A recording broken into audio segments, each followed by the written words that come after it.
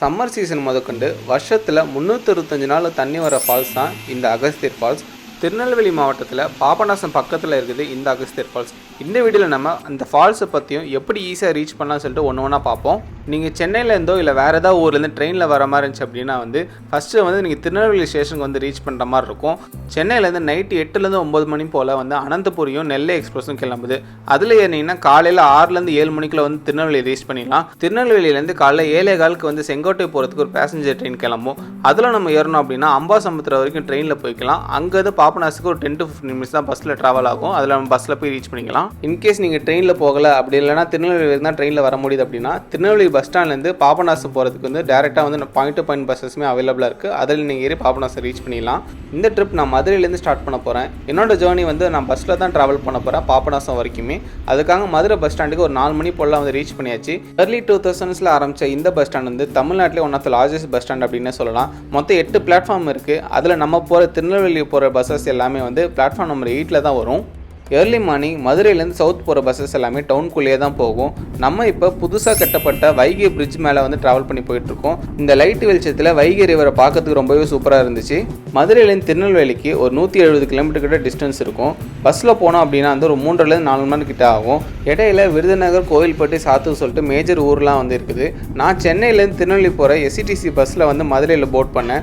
காலையில் 4:30 மணிக்கு மதுரையில் ஏறினேன். 7:30 மணிக்கெலாம் திருநெல்வேலி பஸ் ஸ்டாண்டில் இறக்கி விட்டாங்க. 170 ரூபா சார்ஜ் இந்த பஸ் டிராவலுக்கு. திருநெல்வேலியிலேருந்து பாபநாசம் போகிறதுக்கு பஸ் டிராவல் இன்னும் ஒரு 50 கிலோமீட்டர் பண்ணுற மாதிரி இருக்கும். அதுக்கு முன்னாடி பிரேக்ஃபாஸ்ட் முடிச்சுட்டு போயிடலாம் சொல்லிட்டு ஒரு சின்னதாக பிரேக்ஃபாஸ்ட் கடையில் அங்கே சாப்பிட்டுட்டு அதுக்கப்புறம் பாபநாசம் பஸ் ஏறதுக்கு பிளான் பண்ணியிருந்தோம். திருநெல்வேலி பஸ் ஸ்டாண்டில் மொத்தம் 6 பிளாட்ஃபார்ம் இருக்குது. அதில் பிளாட்ஃபார்ம் நம்பர் 4ல் தான் பாபநாசம் போகிற பஸ்ஸஸ்லாம் நிற்கும். திருநெல்வேலியிலேருந்து பாபநாசம் போகிறதுக்கு சில ஏசி பஸ்ஸஸ்மே அவைலபிளாக இருக்குது. அப்புறம் பாயிண்ட் டு பாயிண்ட் பஸ்ஸஸ்மே இருக்குது. பாயிண்ட் டு பாயிண்ட் பஸ்ஸஸ் பொறுத்த வரைக்கும் திருநெல்வேலி எடுத்தாங்க அப்படின்னா அடுத்து கல்லிடைக்குறிச்சி, அம்பாசமுத்திரம், அப்புறம் பாபநாசம் மட்டும் தான் நிற்கும். இந்த பாபநாசம் போகிறதுக்கான பஸ் ஃபேர் பார்த்தீங்கன்னா 48 ரூபா சார்ஜ் பண்ணாங்க. கல்லிடைக்குறிச்சி, அம்பாசமுத்திரம் சொல்லிட்டு அழகான ஊர்கள்லாம் இந்த ரூட்டில் கிராஸ் பண்ணி போவோம். இங்கே சில மூவி ஷூட்டிங்ஸும் சீரியல் ஷூட்டிங்ஸ்லாம் எடுத்திருக்காங்க. நம்ம அதெல்லாம் அடுத்த வீடியோவில் பார்ப்போம். பாயிண்ட் டு பாயிண்ட் பஸ் ஏறினதுனால நம்ம வேகமாகவே பாபநாசம் ரீச் பண்ணியாச்சு. ஒரு 1.25 மணி நேரத்தில் திருநெல்வேலியிலேருந்து பாபநாசத்துக்கு நம்ம பஸ்ஸில் வந்தாச்சு.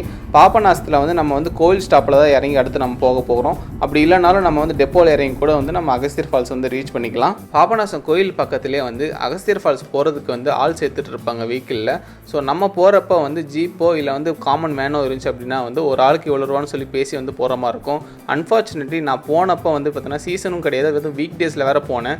அதனாலே எனக்கு காமன் ஷேர் அளவுக்கு ஆள் இல்லை. நான் ப்ரைவேட்டாக தான் ஜீப் எடுத்துகிட்டு போகிற மாதிரி இருந்துச்சு. ஒரு ஜீப்புக்கு 500 ரூபா கிட்ட கேட்டாங்க. இதுவே நம்ம காமன் வெஹிக்கிளில் போகிறோம் அப்படின்னா ஒரு ஆளுக்கே 100 ரூபா கிட்ட தான் ஆகும். மொத்தமாக ஒரு 1 hour அவங்க நம்ம டைம் கொடுப்பாங்க. அதில் நம்ம குளிச்சுட்டு அகைன் இந்த வெஹிக்கிள் ரிட்டர்ன் ஆகிற மாதிரி இருக்கும்.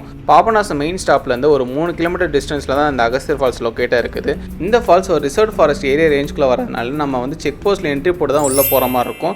அப்புறம் இங்கேயே நம்ம ஃபால்ஸ் போகிறதுக்கான டிக்கெட்டும் எடுக்கிற மாதிரி இருக்கும். டிக்கெட்டை பொறுத்த வரைக்கும் 30 ரூபான்னு சொல்லி அங்கே டிஸ்பிளேல வச்சுருந்தாங்க. ஆனால் 20 ரூபா தான் ஒரு ஆளுக்கு வாங்கினாங்க. இந்த ஃபால்ஸ் போகிறதுக்கு ஆட்டோவோ இல்லை கவர்மெண்ட் பஸ்ஸஸோ அவைலபிள் கிடையாது. நீங்கள் இந்த மாதிரி ஜீப்போ இல்லைனா உங்களோட ஓன் வெஹிக்கிளில் தான் வர மாதிரி இருக்கும். இந்த ஃபால்ஸில் எப்படி எல்லா நாளும் தண்ணி வருது அப்படின்றதுக்கான ரீசனே இது லொக்கேட்டாக இருக்க இடம் தான். North east monsoon, south west monsoon சொல்லிட்டு வெஸ்டர்ன் காட்ஸில் கிட்டத்தட்ட ஒரு 6 மாதத்துக்கு மேலே மழை பெய்யும். இந்த மழை தண்ணியெல்லாம் காரையா டேம், செர்வலா டேம் சொல்லிட்டு 2 டேம் மூலியமா தண்ணி கிராஜுவலாக ரிலீஸ் பண்ணுறாங்க. இதை செர்வலா டேம்லேருந்து வர தண்ணியை ஹைட்ரோ எலக்ட்ரிக் பவர் பிளான்ட்டுக்கு யூஸ் பண்ணிக்கிறாங்க. ஸோ அதனாலுமே வாட்டர் ஃப்ளோ இந்த அகஸ்தியர் மலையில் எப்பயுமே இருக்கும் அப்படின்ற மாதிரி சொல்கிறாங்க. என்னதான் எல்லா நாளுமே தண்ணி வந்தாலும் இங்கே சீசனாக பெருசாக ஓடுறது பார்த்தீங்கன்னா ஏப்ரல்லேருந்து ஆல்மோஸ்ட் செப்டம்பர், டிசம்பர் வரைக்குமே போகும் அப்படின்ற மாதிரி சொல்கிறாங்க. அந்த மாதிரி சீசன் டைமில் ட்ராவல் காஸ்ட் கொஞ்சம் கம்மியாகும். ஜீப்லாம் 1 வேக்கு 50 ரூபா தான் சார்ஜ் பண்ணுவாங்க அப்படின்ற மாதிரி சொல்கிறாங்க. இப்போ அதே ஜீப் போயிட்டு வந்துட்டு இருக்கும் பாபநாசத்துக்கும் அகஸ்தியர் ஃபால்ஸுக்கும். நீங்கள் எப்போ வேணாலும் ரிட்டர்ன் அந்த ஜீப்பில் ஏறிக்கலாம் அப்படின்ற மாதிரி சொன்னாங்க. கரெக்டாக ஒரு 9:30 போலாம் அகஸ்தியர் ஃபால்ஸோட என்ட்ரன்ஸ் ரீச் பண்ணியாச்சு. நாங்கள் போனப்போ பெருசாக கூட்டமே இல்லை. ஒரு 2-3 ஜீப் இருந்துச்சு. அப்புறம் கொஞ்சோண்டு ஓன் வெஹிக்கிள்ஸ் மட்டும் தான் இருந்துச்சு. ஸோ என்ட்ரன்ஸ் பொறுத்த வரைக்கும் இங்கே சைடில் அகஸ்தியர் முனிவரோட சின்னதாக சிலை மாதிரி வச்சுருக்காங்க. சீசன் பெருசாக இல்லாதனாலையும் நான் போகிற அன்னைக்கு முன்னாடி ஒரு 3-4 நாள் ஃபால்ஸ் மெயின்டெனன்ஸ்க்காக க்ளோஸ் பண்ணி வச்சுருந்தாங்க. அதனால பார்த்தீங்கன்னா கடைகளுமே எதுவுமே பெருசாக இங்கே இல்லை. ஃபெசிலிட்டி அண்ட் கிளீனினஸ் பொறுத்த வரைக்கும் இந்த என்ட்ரன்ஸ் ஏரியாவில் கொஞ்சம் ஆவரேஜ்னு தான் சொல்ல முடியும். ரெஸ்ட் ரூம் பொறுத்த வரைக்கும் உமன்ஸ்க்கு மட்டும் தான் வச்சுருக்காங்க. ரெஸ்ட் ரூம்லாம் கொஞ்சம் ரெனோவேட் பண்ணி ரீபில்ட் பண்ணாங்க அப்படின்னா கொஞ்சம் நல்லாவே இருக்கும். இந்த இடத்துல நிறைய குரங்குமே எங்களால் பார்க்க முடிஞ்சது. கடைகள் இருந்தாலுமே வந்து அங்கே இருக்க பொருட்கள்லாம் வந்து குரங்கு தான் எடுத்துகிட்டு போயிடும்னு நினைக்கிறேன். அதனாலே கடை வைக்கலாம் என்னன்னு தெரியல. என்ட்ரன்ஸ்லேருந்து ஒரு 500 மீட்டர் போல் நடந்து உள்ளே போகிற மாதிரி இருக்கும். ஒரு 5 நிமிஷத்தில் வந்து நம்ம ரீச் பண்ணிடலாம். மெயின் அகஸ்தியர் ஃபால்ஸ் போகிறதுக்கு முன்னாடி பார்த்தீங்கன்னா அங்கங்கே வந்து பாறைகளுக்கு நடுவில் வந்து தண்ணி போகிறத நம்மளால் பார்க்க முடியும். அந்த இடமே பார்க்கறதுக்கு கொஞ்சம் க்ரீனிஷாக வந்து ரொம்பவே சூப்பராக இருந்துச்சு. ரிசர்வ் ஃபாரஸ்ட்டில் நேச்சராக இந்த அருவியை போய் பார்க்கறது ரொம்பவே சூப்பராக இருந்துச்சு.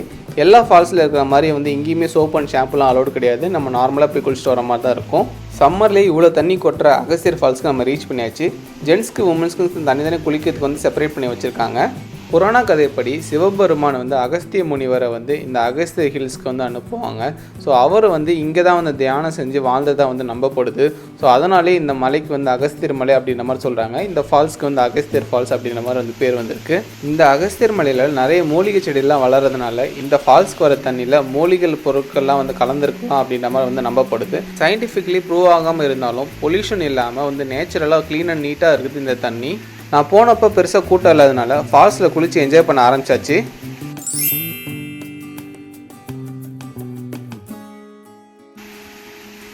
பெருசாக க்ரௌடு இல்லாமல் பீஸ்ஃபுல்லாக நேச்சரோட வந்து இந்த அகஸ்தியர் ஃபால்ஸில் ஒரு அரை மணி நேரத்துக்கு மேலே குளிச்சு முடிச்சாச்சு. அகஸ்தியர் ஃபால்ஸ்லேருந்து குற்றாலம் போகிறதுக்கு கிட்டத்தட்ட ஒரு 1 மணி நேரம் ட்ராவல் ஆகும். இன்கேஸ் குற்றாலத்துக்கு தண்ணி வரல இல்லை சீசன் இல்லை அப்படின்னா நீங்கள் கண்டிப்பாக அகஸ்தியர் ஃபால்ஸ் வரலாம். ஏன்னா கண்டிப்பாக எப்பயுமே இங்கே தண்ணி வரும். ட்ரெஸ் சேஞ்சிங் பிளேஸ் பொறுத்த வரைக்கும் உமன்ஸ் ட்ரெஸ் சேஞ்ச் பண்ணுறதுக்கு தனியாக வந்து ஒரு பிளேஸ் வச்சுருக்காங்க. இந்த ஃபால்ஸ் இருக்க இடம் ரிசர்வ் ஃபாரஸ்ட்டாக மாறினால இப்போதைக்கு வந்து ரொம்ப ரெஸ்ட்ரிக்ஷன் இருக்குது. இப்போதைக்கு மக்களுக்கு வந்து அகஸ்தியர் ஃபால்ஸுக்கும் அதுக்கப்புறம் இதுக்கு மேலே வந்து சொரிமுத்து ஐயனார் கோயில் சொல்லிட்டு ஒரு கோயில் இருக்குது. அந்த 2 பிளேஸ் மட்டும் தான் அலோவ் பண்ணுறாங்க. அது தவிர பாபநாசம் டேமு, காரையார் டேமு சொல்லிட்டு டேம்லாம் வந்து மேலே இருக்குது. அங்கே போட்டிங்லாம் வந்து முன்னாடி விட்டுருக்காங்க. நான் சின்ன வயசில் போன ஞாபகம் இருக்குது. பட் இப்போ அது எதுவுமே அலோடு கிடையாது. ஃபால்ஸில் குளிச்சுட்டு வெளியே வர நேரத்தில் தான் வந்து அங்கே கடைகள்லாம் கொஞ்சம் கொஞ்சமாக ஓப்பன் பண்ண ஆரம்பித்தாங்க. இங்கே நிற்கிற வெஹிக்கிளை பார்க்குறப்ப இது ஃபாரஸ்ட் டிபார்ட்மெண்ட் வெஹிக்கிள் மாதிரி இருந்துச்சு. உள்ளே வந்து பார்த்திங்கன்னா டீ போட்டுட்டு இருந்தாங்க. மற்றபடி பார்த்தீங்கன்னா கொஞ்சம் கொஞ்சமாக இப்போ தான் ஆள் நடமாட்டம் மக்கள்லாம் வர ஆரம்பிச்சிட்டு இருக்காங்க. ஓவராலாக அகஸ்தியர் ஃபால்ஸில் குளிச்சுட்டு வந்த எக்ஸ்பீரியன்ஸ் ரொம்பவே சூப்பராக இருந்துச்சு. சம்மர் டைமில் கண்டிப்பாக நீங்கள் வாட்டர் ஃபால்ஸ் போகணும்னு நினச்சிங்கன்னா அகஸ்தியர் ஃபால்ஸ் ட்ரை பண்ணி பாருங்கள். டேம்லேருந்து வர தண்ணி ஹைட்ரோ எலக்ட்ரிக் பவருக்காக யூஸ் பண்ணுறதையும் நம்மளால் இங்கே பார்க்க முடியும். ஸோ இந்த மாதிரி தண்ணி யூசேஜ் பண்ணுறதுனால தான் நமக்கு அகஸ்தியர் ஃபால்ஸில் எப்பயுமே வந்து வாட்டர் இருந்துகிட்டே இருக்குது. நேச்சரும் நம்ம தேவைக்கு ஏற்ற மாதிரி மழை கொடுக்கறதுனால தண்ணி எப்பயுமே நம்மளால் இங்கே பார்க்க முடியுது. ஃபால்ஸ்க்கு வெளியே வரப்போ செக் போஸ்ட் கிட்ட தான் வந்து நாங்கள் வந்து ஒரு ஸ்கூல் வெஹிக்கிள் பார்த்தோம். இந்த ஸ்கூல் வெஹிக்கிள் வந்து அகஸ்தியர் ஃபால்ஸ் தான் ட்ரிப்பு கூட்டு போகிறாங்கன்னு நினைக்கிறேன். ஸோ அடுத்தது இப்போ தான் மக்கள் நடமாட்டம் வரதை எங்களால் பார்க்க முடிஞ்சது.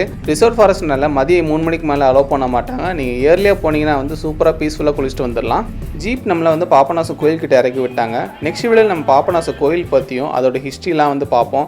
அதுக்கப்புறம் பாபநாசத்தில் நம்ம அம்பாசமுத்திரம் ட்ராவல் பண்ணி அங்கே இருக்க ஒரு சூப்பரான ஸ்பாட் போய் விசிட் பண்ணியிருந்தோம். அந்த இடத்துல வந்து நிறைய மூவிஸ்லாம் வந்து ஷூட்டிங் எடுத்தாங்க அப்படின்ற மாதிரி வந்து நம்ம கேள்விப்பட்டோம். அங்கே தாமிரபரணி ஆற்றுல குளிச்ச எக்ஸ்பீரியன்ஸ் எல்லாமே வந்து நம்ம நெக்ஸ்ட் வீடியோவில் பார்ப்போம். நீங்கள் நம்ம சேனலை சப்ஸ்கிரைப் பண்ணலாம், மறக்காமல் சப்ஸ்கிரைப் பண்ணிவிடுங்க.